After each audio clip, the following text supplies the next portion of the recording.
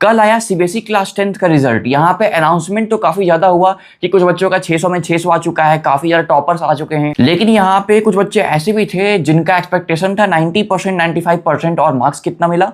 मात्र 70-80% या फिर उससे भी कम। तो यहाँ पे सवाल ये है कि जब मैंने एनसीईआरटी पढ़ा, आरडी आरएस सॉल्व किया, इसके बाद रेफरेंस बुक बहुत सारे सॉल्व किया मैंने, इसके बावजूद यहाँ पे क्वेश्चन पेपर हम लोग एक्सपेक्ट करते हैं कि चलो मेरे लेवल का नहीं आएगा, थोड़ा सा अप लेवल का आ जाएगा, लेकिन आउट ऑफ सिलेबस क्वेश्चन भी आता है, बच्चों को पास होना भी मुश्किल हो जाता है। फिर अपने पास एक और ऑप्शन आता है कि चलो मॉडरेशन पॉलिसी के अकॉर्डिंग ग्रेस मार्किंग तो मिल जाएगा हमें, लेकिन ऐसा भी नहीं हुआ। ग्रेस मार्किंग, क्योंकि सीबीएसई ने खुद बोला है मॉडरेशन पॉलिसी में कि हमें ग्रेस मार्किंग मिल जाएगा अगर पेपर टफ आया हो, बहुत लेंदी रहा हो, आउट ऑफ सिलेबस क्वेश्चन रहा हो, लेकिन ग्रेस मार्किंग कहां मिला? कुछ भी नहीं। इनफैक्ट पेपर चेकिंग भी यहाँ पे काफी टफ निकल गया। बच्चे काफी बोल रहे थे कि हिंदी, साइंस, मैथमेटिक्स का जो पेपर चेकिंग हुआ है काफी टफ हुआ है यहाँ पे। कुछ बच्चे तो यहाँ पे ये भी बोल रहे हैं कि मैं एक से ज्यादा सब्जेक्ट में फेल हो चुका हूँ, यहाँ पे 2 से 3 सब्जेक्ट में फेल हो चुका हूँ, और फेल कितने मार्क्स से हुआ हूँ? मात्र 2, 3, 4 मार्क्स से फेल हुआ हूँ। तो यहाँ पे सीबीएसई साफ बोलता है अपने मॉडरेशन पॉलिसी में कि यहाँ पे हम लोग उन बच्चों को भी ग्रेस मार्किंग देंगे जो 2-3 मार्क्स से फेल हो रहे हैं, लेकिन इन रियलिटी क्या हुआ?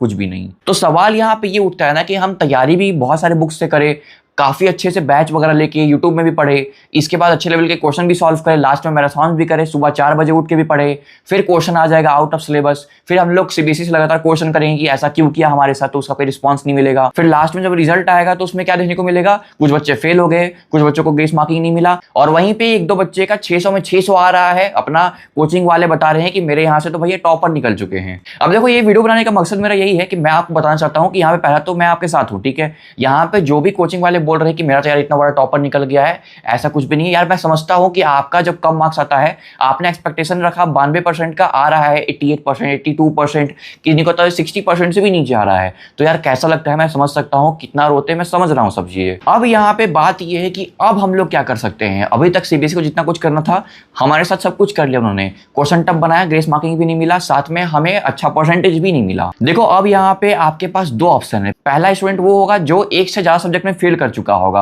और दूसरा वो होगा जिसका एक्सपेक्टेशन 92% था और आ रहा है 70% के आसपास। तो पहले तो ये दोनों टाइप के स्टूडेंट्स अपने जो आंसर कॉपी है ना, उसको वापस से रीचेकिंग के लिए भेज सकते हैं। देखो, यहाँ पर रीचेकिंग का एक पोर्टल ओपन होता है, उस पोर्टल में आपको अपना डिटेल्स फिल करना पड़ता है, और जो उसका पेमेंट रहेगा वो आप पे कर दोगे तो वापस वो रीचेकिंग के लिए चला जाता है, ठीक है। तो उसका जो भी अपडेट होगा वो तो मैं आपको दे दूंगा, ठीक है। और ये रीचेकिंग करवा के ना आप देख सकते हो कि क्या एक्चुअल में मेरा इतना ही परसेंटेज आ रहा है या फिर इससे ज्यादा आ रहा था। और दूसरा ऑप्शन ये है आपके पास कि आप इंप्रूवमेंट एग्जाम दे सकते हो। मान लो मेरा एक्सपेक्टेशन है 95% का, लेकिन मेरा परसेंटेज आ रहा है 82%, 80% या फिर 75%, तो मैं क्या करूंगा? यहाँ पे इंप्रूवमेंट एग्जाम दे दूंगा। यहाँ पे घबराना बिल्कुल भी नहीं, क्योंकि आपके पास यहाँ पे ऑप्शन है। इससे पहले जितने भी सेशंस के एग्जाम होते थे वहां पे सिर्फ एक ही बोर्ड एग्जाम होता था, यहाँ पे सिर्फ आपके लिए सेकंड बोर्ड एग्जाम भी हो रहा है। तो यहाँ पे आपके पास ऑप्शन ये है कि अगर आपका परसेंटेज कम बन रहा है तो आप दोबारा एग्जाम, इंप्रूवमेंट एग्जाम दे सकते हो। और यहाँ पे आपके लिए एक और मौका ये है कि आपको यहाँ पे सब्जेक्ट चेंज करने का भी मौका मिलेगा, यानी कि अगर आप स्टैंडर्ड मैथ्स लिए हुए हो तो आपको बेसिक मैथ्स ऑप्ट करने का भी मौका मिल रहा है यहाँ पे। यानी कि जिन बच्चों का एक्सपेक्टेशन ज्यादा था लेकिन परसेंटेज कम बन रहा है, तो वो अगर मान लीजिए स्टैंडर्ड मैथ्स में काफी टफ पेपर आ रहे थे और उनका तैयारी ऐसा नहीं है, तो वो बेसिक मैथ्स का भी अब पेपर दे सकते हैं यहाँ पे। तो अल्टीमेटली यहाँ पे उन स्टूडेंट्स का काफी ज्यादा फायदा हो जाएगा जिनका परसेंटेज कम बन रहा था लेकिन वो चाहते हैं कि मेरा परसेंटेज ज्यादा आए, क्योंकि यहाँ पे बहुत सारे ऐसे स्कूल्स होते हैं, कॉलेजेस होते हैं जहाँ पे परसेंटेज का क्राइटेरिया रहता है, कट ऑफ रहता है कि हाँ भैया 85% से ऊपर रहेगा तभी आपको मैं अपने कॉलेज अपने स्कूल मिलूंगा, अदरवाइज आप जा सकते हो। फिर तो अगर आपको इस चीज से बचना है तो इसके लिए आपको इंप्रूवमेंट एग्जाम देना पड़ेगा। और यहाँ पे जो बच्चे फेल कर चुके हैं एक से ज्यादा सब्जेक्ट में, उनको तो यार कंपार्टमेंट एग्जाम देना ही पड़ेगा। लेकिन आप याद रखना, यहाँ पे दोनों स्टूडेंट्स के पास ऑप्शन रहता है कि आप अपना कॉपी वापस से रीचेकिंग के लिए भेज सकते हो। तो जिस बच्चे का कंपार्टमेंट लगा है वो सबसे पहले तो अपना कॉपी रीचेकिंग में भेजना, ठीक है।